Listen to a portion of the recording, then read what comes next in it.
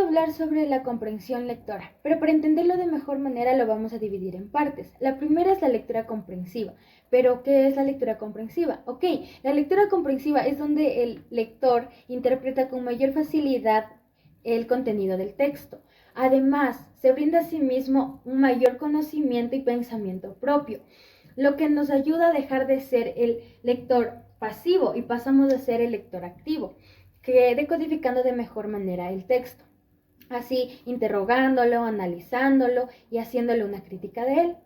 Además, la lectura comprensiva es una actividad personal de manera interactiva, estratégica y constructiva, con la finalidad de profundizar el texto mediante estrategias distintas, utilizándola al inicio, en el desarrollo y al final de la lectura.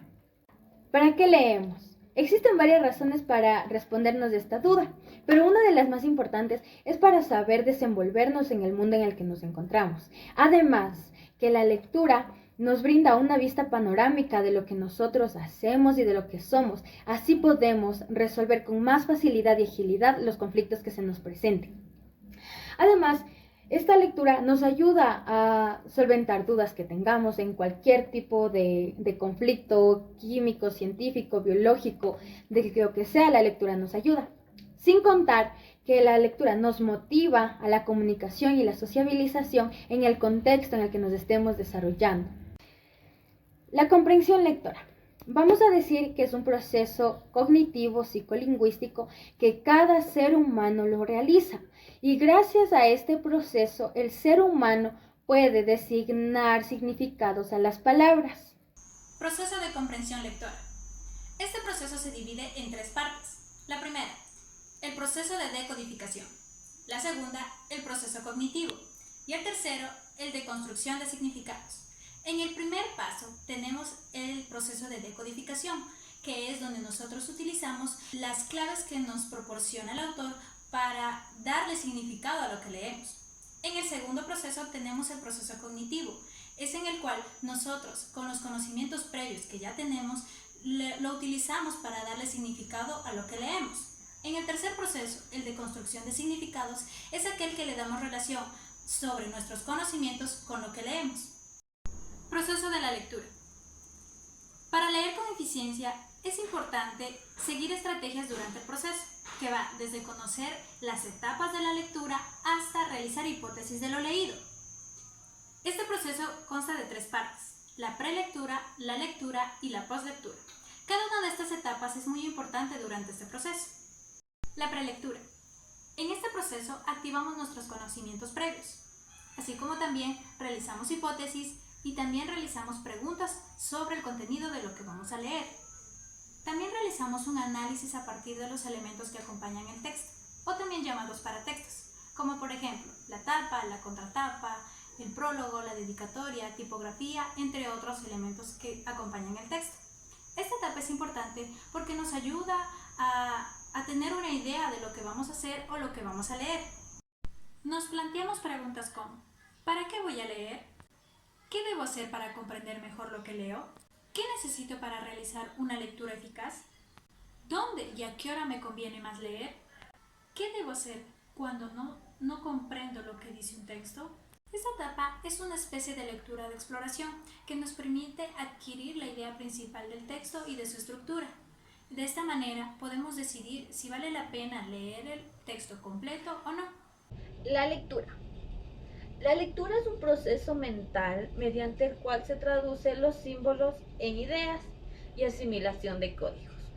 El lector debe adaptar una postura analítica y realizar la lectura con disposición activa, distinguiendo los hechos y las opiniones.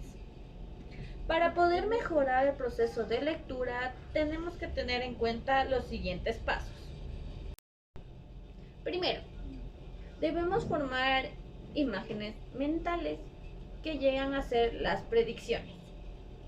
Segundo, identificar la información central del texto. Tercero, subrayar las palabras desconocidas. Cuarto, buscar las palabras desconocidas en un diccionario y relacionarlas con el texto. Quinto, responder los incisos presentados en la prelectura. Sexto, interpretar el tono. Esto hace referencia a la emoción en la que se puede encontrar el texto, ya pueda ser triste, feliz o enojado. Séptimo, identificar el prototipo del texto. Octavo, hacer analogías o comparaciones del texto con la realidad. Noveno, autorregular la comprensión lectora. Décimo, construir de manera significativa la interpretación del texto. La lectura es importante ya que es una de las actividades más útiles que debe realizar el ser humano para poder adquirir conocimientos. La poslectura es una etapa que se refiere directamente al texto. Incluye la expresión de si no nos gusta o si nos gusta, de que si nos fue útil o no nos fue útil. La tarea y destrezas que debemos desarrollar a través de estas es el resumen, la destreza de adquirir más conocimiento y también la etapa de los objetivos que debemos adquirir.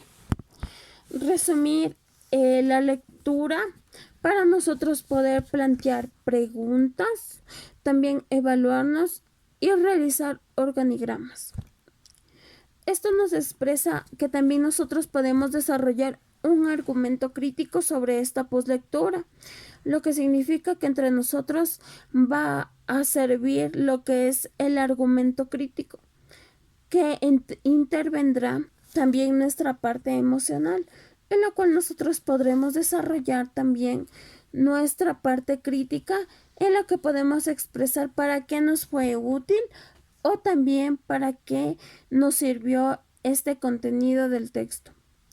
En parte también la poslectura nos ayuda también a redactar resúmenes, en los cuales nosotros podemos resumir todo el contenido del texto o de la obra, en la que nosotros podemos expresar también qué fue lo que nos sirvió o lo que no nos sirvió del texto.